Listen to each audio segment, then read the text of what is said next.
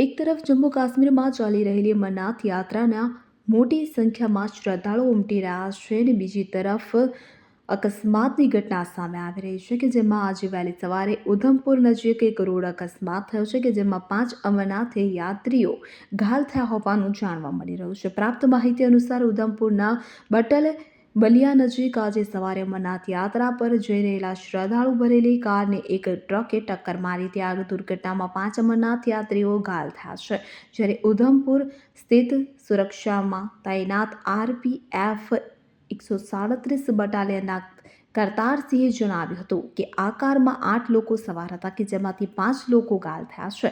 તેમને હોસ્પિટલ ખાતે ખસેડવામાં આવ્યા છે। હાલ તેઓની હાલત સારી છે। ઉલ્લેખનીય છે કે 3 જુલાઈથી શરૂ થયેલી અમરનાથ યાત્રાના અત્યાર સુધી હજારો શ્રદ્ધાળુઓ બાબા બર્ફાનીના દર્શન કર્યા છે તેમજ અમરનાથ યાત્રા માટે જનારા 7,908 શ્રદ્ધાળુઓની 16મી બેન્ચ કડક સુરક્ષા વ્યવસ્થા વચ્ચે આજે સવારે જમ્મુથી રવાના થઈ છે। ભારે વરસાદને કારણે ગુરુવારે અમરનાથ યાત્રાને કામચલાઉ ધોરણે સ્થગિત કરવામાં આવી હતી।